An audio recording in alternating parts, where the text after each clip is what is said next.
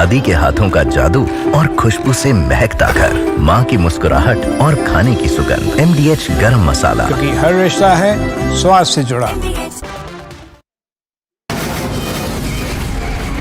From the Republic Media Network headquarters, it's time for Arnab Goswami on the debate.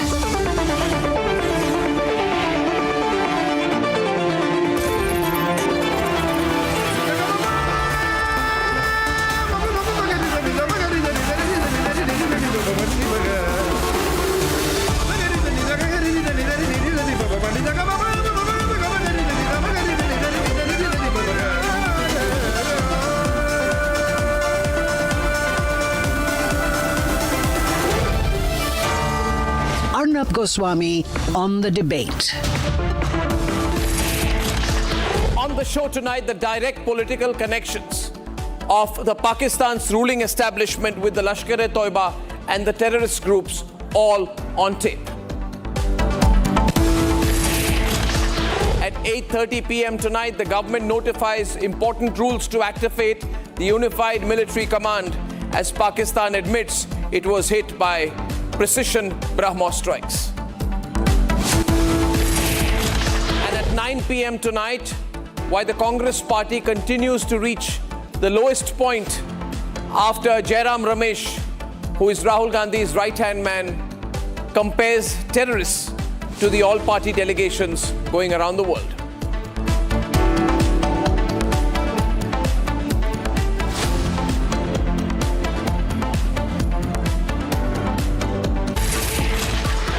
Ladies and gentlemen, we must all focus on the visuals which have come in today. And these are visuals which show the direct link between the Pahalgam terror attack and the entire political establishment of Pakistan, the ruling party establishment of Pakistan. And the visuals I'm talking about are at a Lashkar-e-Toiba rally, where you see the mastermind of the Pahalgam attack. His name is Saifullah Kasuri. And he's sharing the stage with the Speaker of the Punjab Assembly, Malik Ahmad Khan, as well as Talha Saeed, who is the son of Hafiz Saeed. And ladies and gentlemen, we must understand that Malik Muhammad Ahmad Khan, who has been seen in these visuals with Hafiz Saeed's son, and Hafiz Saeed's number 2, who is Saifullah Kasuri. This man is a close aide of Shehbaz Sharif, a very senior leader of the PMLN, and he has held key roles, including that of law minister.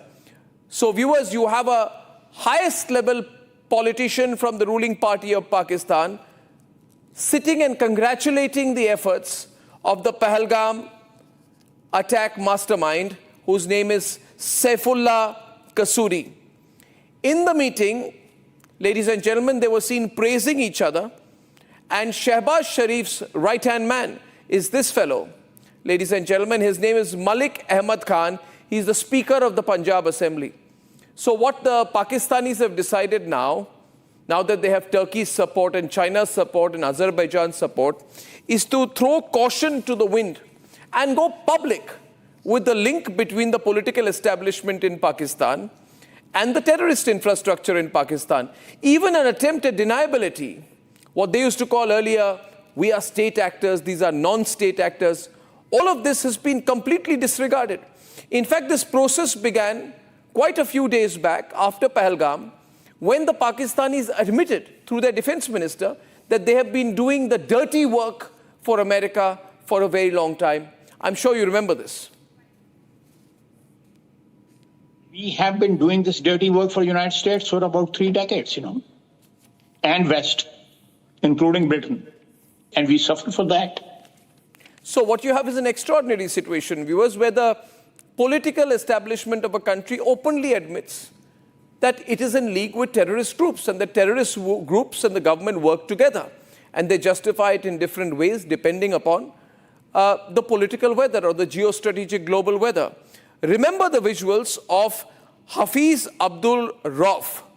He's a US-sanctioned terrorist, brother of the Jaish-e-Mohammed chief Masood Azhar. Remember these pictures of him with all the coffins of the terrorists killed draped in the national flag of Pakistan, and senior Pakistani military figures carrying the coffins. Among those people are Lieutenant General Fayaz Hussain Shah and Major General Rao Imtiaz Sartaj. They were in attendance. That time we had said it's the military leadership of Pakistan and the terrorists who are together. Now it's also the civilian leadership of Pakistan and the terrorists, ladies and gentlemen, who are together. So it is all quite very much in the open. And why is it in the open? Because Pakistan has now realized that there is a huge threat from India. They are admitting that the BrahMos carried out strong and precision strikes on Pakistan. They've been denying this for the last few days. Now that they realize India is very strong, has carried out terrible precision strikes, they've said, let's all come together anyway. Let Erdogan and the terrorists and Hafiz Saeed, Erdogan, terrorist, Azerbaijan, Shehbaz Sharif, all come together. Let's forget all these technical divides between state and non-state actors and admit we are actually all one. And look at the terror on Shehbaz Sharif's face when in Azerbaijan earlier today he made the admission that he was hit very badly by the BrahMos. Before that hour reached, India again launched missile attacks, BrahMos, and hit Pakistan's various provinces, including airport in Rawalpindi and other places. So that's another important development today. The point I'm trying to make on top of the program this evening, and I'll lead into the news report with this, is that Pakistan is today no longer believing that it has to draw a difference between terrorist groups, military, and civilian leadership. Given the situation and given India's strength, they've decided they might as well all come together. I wouldn't be surprised tomorrow if Dawood Ibrahim joins their mix officially. Let's debate. India is unmasking Pakistan's terror face across the globe with credible evidence. India's demand is clear. Put Pakistan back on the FATF grey list. We have requested them when the delegation and met that they must ensure that Pakistan must be brought back in FATF grey list. That is where we will be able to control this terror financing of all these terrorist organizations. And do you know that when this person was made the field marshal in Pakistan, a US designated terrorist called Muhammad Ehsan was sitting right beside the field marshal. There is a clear-cut evidence of Pakistan's involvement. These terrorist groups are prospering over there. They are being trained over there. And their whole task is to destabilize India, to create more Hindu-Muslim riots in India. Amidst this, Pakistan once again scored a big self-goal. Watch the visuals carefully on your screens. The man you see is named Saifullah Kasuri. He is one of the top commanders of the band Lashkar-e-Toiba. The same Lashkar whose headquarters we blew up just days ago. Kasuri is believed to be the mastermind of the Pahalgam terror attack. And now, less than 20 days after the ceasefire understanding, this terrorist has resurfaced at a political rally in Lahore. Yesterday, this elite terrorist was spotted cordially sharing stage with Malik Ahmed Khan, the Speaker of Pakistan's Provincial Assembly of Punjab, the same Punjab that Shehbaz Sharif was once the Chief Minister of. Not just that, sharing the terror-ridden stage was also son of global designated terrorist Hafiz Saeed. His name is Tala Saeed. This is the single biggest piece of evidence and self-admission of Pakistan of its unabated support to JEM and LET since Operation Sindoor. It's as if it wasn't enough for the world to see how Pakistan Army accorded state funeral to JEM terrorists in Muridke just weeks ago. Pakistan has once again exposed itself as state sponsor of terror. The world watched LET terrorist Abdul Rauf lead the funeral with Pakistan's IB Corps commander Lieutenant General Fayaz Hussain Shah, GOC of the 11th Infantry Division Major General Rao Imran Sartaj, Brigadier of 15 High Mech Brigade Mohammad Furqan Shabir, the IG of Punjab Police Usman Anwar, and Pakistan Punjab Assembly member Malik Shoaib Ahmed in attendance. With LET's top terrorists sharing political stages now freely in Pakistan once again, has Pakistan clearly accepted its state role in orchestrating the Pahalgam terror attack?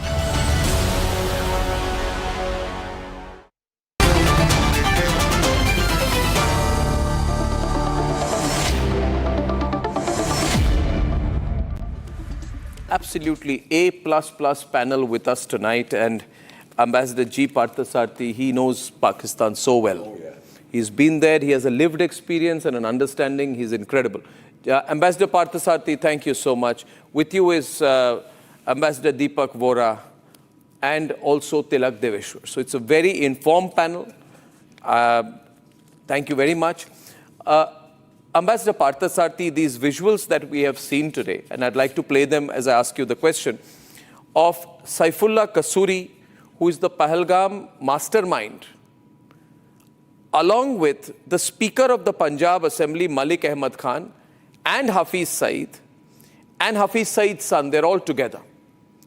So does this prove that they've thrown caution to the winds, or that they've just become very open and brazen about the link between the political establishment, the military establishment, and the terrorist establishment?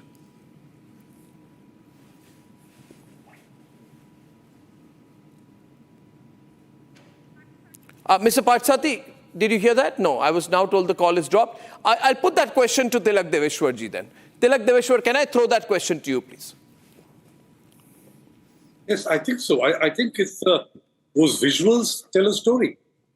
You know that you have the army standing behind a terrorist. Now you have the politician.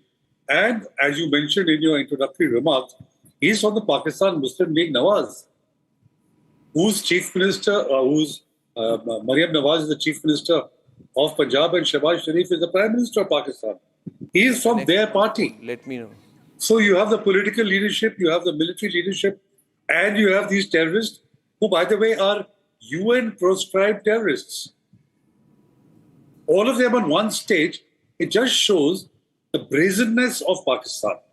I think they have thrown caution to the wind, and they have decided now, for whatever reason, maybe the fact that the army chief has become a field marshal, that now they think they can get away and do whatever they like. I mean, this is something for the international community to get up and take notice, for the UN, and especially for the Financial Action Task Force, to really take Pakistan to task, because the reason they got off the Financial Action Task Force was because they instituted several measures, including ring-fencing some of these known terrorists, like Hafiz Saeed, putting him behind in house arrest and so on and so forth. But now they've all come out, coming out of their burrows, as it were, and in full public glare. I think it is also meant to reassure the people of Pakistan that, look, we did not have a decisive defeat. Everything is okay. Our jihadis are very much in control. They will be back in business, so you don't have to worry about it. It is also reassuring the jihadis that, we haven't let you down. I know you've taken a beating in Muridke and in Bahawalnagar, but you are back. We are back to supporting you. Yeah. But I think it is a disaster for Pakistan itself. That's true. I'll check the audio link with Ambassador Parthasarathi again, if I may. Okay, not yet there. Okay, Deepak Vora, this question comes up that when we saw the visuals of the funeral of the terrorists after our first attacks on the 6th, and when we struck Muridke, I think that time Hafiz Abdul Rauf, can we run those visuals, producers? He's brother of Hafiz Saeed, he's leading the funeral, along with General Fayaz Hussain Shah and General Rao Imtiaz Sartaj. Can I run the visuals, please? They were all in attendance. When we saw those pictures, we thought, and there was a discussion on it, we're now going around the world and saying, see, these people are all together.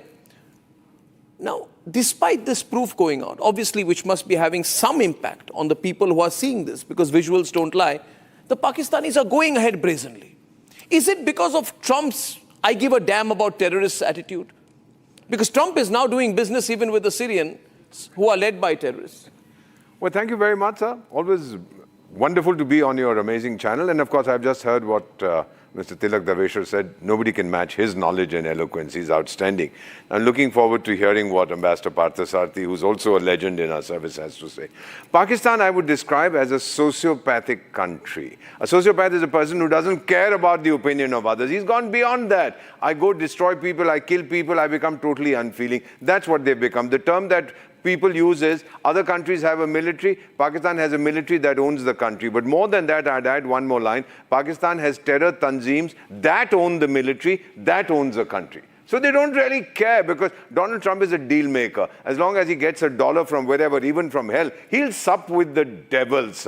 He doesn't care. And I think Pakistan is being encouraged by this, thinking that they'll get away. They'll brazen it out. It doesn't matter. We are terrorists. You guys don't behave. I'll unleash a few tanzeems with dirty bombs on you. It's a death wish, sir, which I'm seeing right now in Pakistan. No country in the world, I'm 74 years young, 52 years in diplomacy and counting, I haven't seen this kind of brazenness by any country, any government in the world. I don't care what you think. That's the approach. I don't care. I don't care what you think. It doesn't touch me. There you are. It doesn't matter to me. Now, therefore, let's look at the bigger context, Mr. Parthasarathy. So far, there was at least a moral dilemma for the world when it came to Pakistan. We may have used them for their strategic reasons or whatever, but we cannot justify supporting a country which openly supports terrorism. But now, sir, America doesn't care about it. Trump doesn't care. China doesn't care. Russia is quiet. No powerful country in the world is really, I mean, we're sending our all-party delegations around the world, but it isn't having that impact among the big nations. And Pakistan has said, we are going to brazen it out now. Who says these people are terrorists? We don't consider Hafiz Saeed a terrorist. What are our alternatives then, sir, diplomatically speaking? Look, let us face one important fact which you are all missing. The fact of the matter is that the family of US President Trump have reached a widespread economic agreement for exploring the resources and utilizing the resources of Pakistan. The agreement has been signed by the Pakistan government and by the Americans company which is linked to the president. So Pakistan is not going to face any sort of pressure now. If the President of the United States family is making money from Pakistan, then what is to be expected from Pakistan? And this is a fact we seem to have missed out. But having said that, even we may not sort of get this sort of sympathy and understanding, but the Pentagon has its views, and they have been very keen.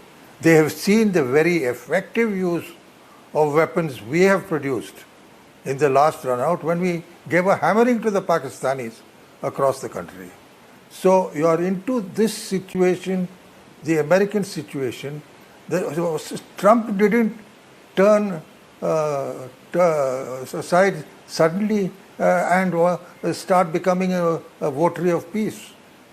He was signed an agreement with the Pakistanis, his family, to make money out of resources of Pakistan. So you are into a more complicated situation as far as the Americans are concerned.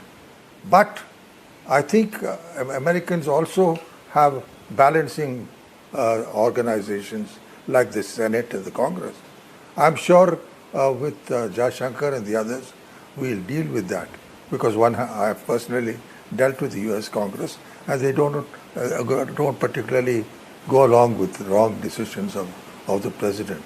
But as I said, the sudden change of tone by Trump was only to be expected when his son is dealing with getting contracts in Pakistan for minerals and resources.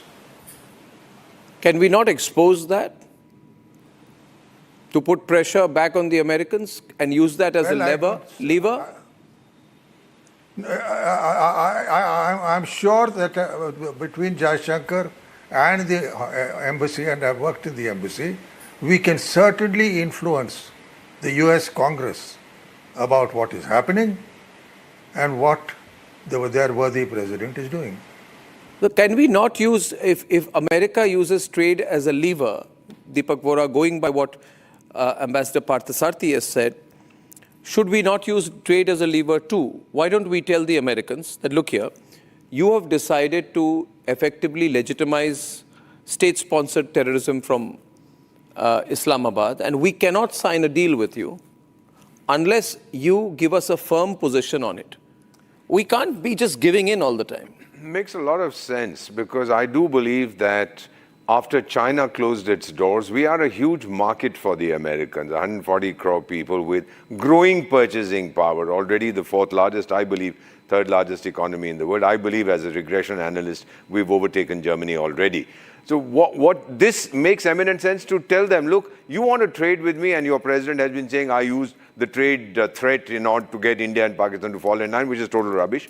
You want to use the trade threat, so can we. We have enough people who will supply stuff to us. Why do I need to chase you? Yes, you have certain areas of technology, space, oceans, etc., where you have the best knowledge in the world. We are happy to share that. We're happy to learn from you. At the same time, if you don't do it, as you yourselves have acknowledged, that you put sanctions you didn't allow, sir. You remember our Mars mission? They sanctioned us and didn't give us cryogenic technology. Prime Minister Modi said, it took us 10 years, it's pushed us back by 10 years, but we did it. We are doing the same with the aircraft engine. So I think this message also has to go across, that we'll do it on our own. You delay us, fair enough, but then you are going to lose India. You're going to lose this huge and growing market. That, I think, the deal maker in Trump, who has made this deal with cryptocurrencies and whatever in Pakistan, I think the deal maker in Trump will realize, and Congress there, which at the moment seems to be doesn't care too much about Trump, neither does the American media, I think that will go home. But you see, the American media doesn't like Trump too much. That's what I meant. Doesn't like Trump too much, and therefore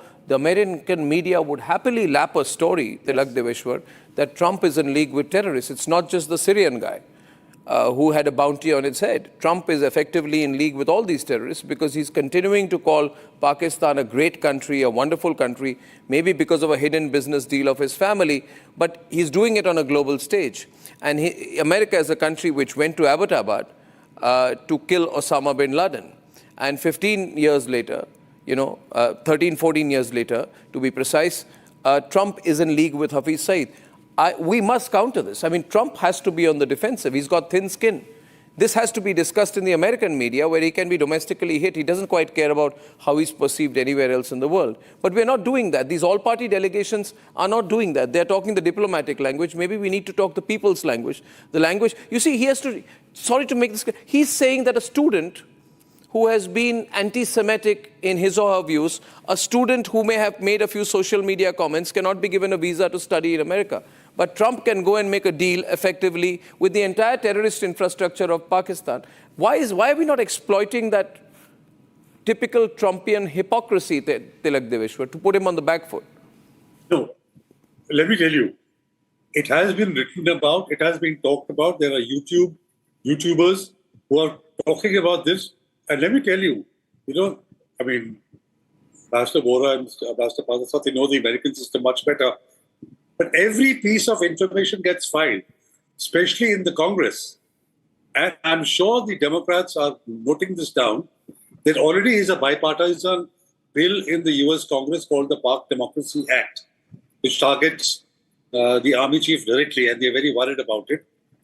The congressmen are going to take note of the fact that for personal reasons, yes, that the president's son is doing a deal with Pakistan.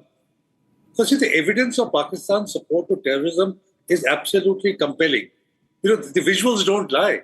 No. And they're doing it so brazenly that it will be embarrassing for the US administration to be in touch with people who are supporting the army, the politicians, and the terrorists are all on the same page. It's going to be extremely embarrassing. And somewhere down the road, who knows? President Trump could even get hauled up for being impeached, for this kind of a thing. So all this information is being noted down. It may not be happening as quickly as we would like it to happen, but I think the American system factors all these things in, and he's not going to be able to sustain this activity if Pakistan continues on this brazen path? This is an excellent diplomatic panel, which takes me to my next question to Ambassador Parthasarathi. Ambassador Parthasarathi, let's begin with an assumption which may not be, diplomats may not say it, but which is the reality, is that ideology is a veil, but economics is the reality. That's true. Right? Ideology is a veil, but public pressure, political pressure is a reality. And I think it is time to put the pressure back on those who expect something from us. The Chinese won't be on our side, sir. The Russians have shown that they can be distant and they have more to lose by upsetting China than by upsetting us. For the time being. For the time being. For the time being. And we are also dependent on them because of the S-400s and the defense dependence. That means our only lever is America.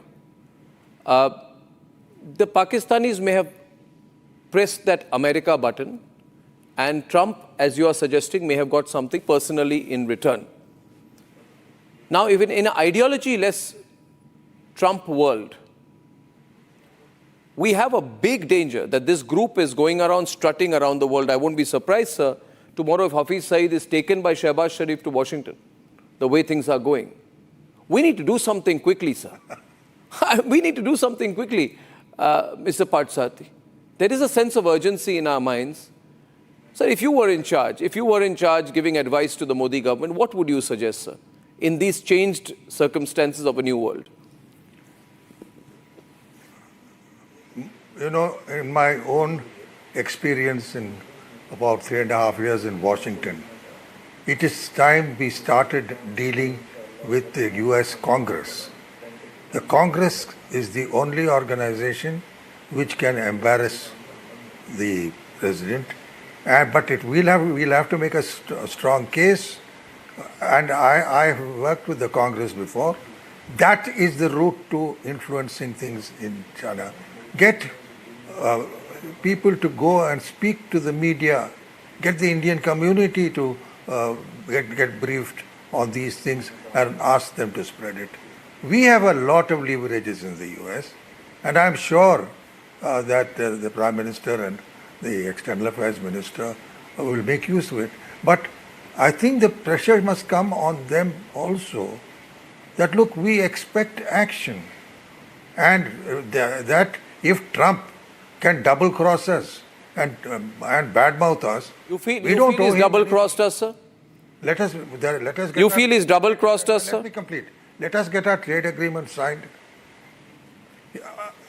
Trump doesn't understand what double-cross is. We still have one important agreement to get through, which is the trade agreement. I would say we do this quietly now and go hammer and tongs once we've got the trade agreement.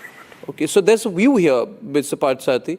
I'll put this back to Deepak Vora and then the same question to both, to Tilakji. There's a view here that let the trade agreement happen and America will change after that. This is going around in Delhi circles. Oh, don't worry, this is all Trump pressure. Once the trade agreement is done, then see how he changes his line. Okay, so Parthasarathi wants to respond to that. You think so? Or rather, would we have given up our card? Let me put it there. Let me put it up. We are going to have a problem because the trade agreement will have to be pushed through by Trump. And we have already the deal has been diluted from what we had originally expected. But we have to push it through. I'm sure it will be done discreetly. It's a sure way of getting the Indian community to be given briefs to go to their congressman and make the things. No, Deepak Vora seems to agree with you. So you think we shouldn't give up that card? I would say don't sign the trade deal. Don't sign the trade deal till you get him to change his strategic line. The argument that Ambassador Parthasarathi, who is widely respected, is using is that sign the trade deal and then see if he changes his mind. Okay. Because the trade deal is going to have certain elements. Probably one of our ministers referred to it as the mother of all trade deals. And if that does happen, America is looking to access the Indian market. There are certain areas where we depend on them. We would like to be friendly with them. Others where we may not. But I believe that if he faces obstruction in Congress, the Indian community, as Ambassador has said, as Deveshwar said, very, very powerful, sir. They're very influential in the United States. They're at top levels. They will be used to put across our case to individual congressmen that, look, what the president is doing, whatever you might think of him, he wants to make America great again, etc. But he's not doing good by India. We are your best friends in the region. He doesn't think so, sir. Well, he should. But that has to be brought sir. home to him. If he thinks that Pakistan are his best friends, he's going to be rudely awakened sooner rather than later. So since we have a very different situation today after these pictures, Tilak Deveshwar, my last question in this very important discussion is to you. We go back to these pictures. These pictures are scary. And I believe these pictures, where the Pakistani political leadership is officially joining hands with terrorists on stages and celebrating, and almost indirectly celebrating the Pahalgam massacre, the Pahalgam terrorist act, is happening because they know they have Trump's backing. So we then need to put the pressure on Trump and, if required, be alone in the world. Should we sign the trade deal, sir? Or should we hold it as a lever? Tilakji. I think I would agree with what has been said by the other two panelists. Sign the trade deal because that gives you leverage with the businesses in the various states represented by congressmen. You can work on the congressmen once the trade deal is done to make sure that the administration actually toes the straight and narrow line.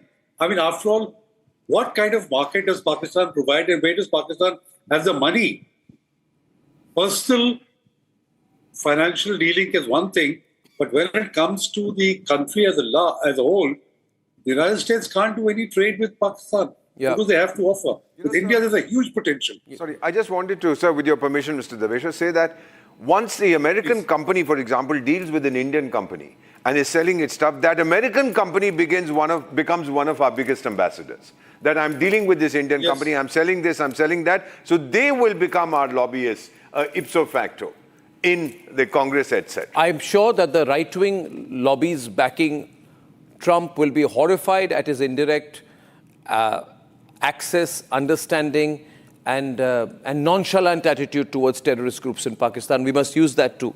This has been absolutely great. I thank you, gentlemen. Thank you, Partha sir. Thank you, Deepak ji, and thank you, Tilak ji, for joining us. ये है secret recipe MDH का जीरा सिर्फ जलजीरा मसाला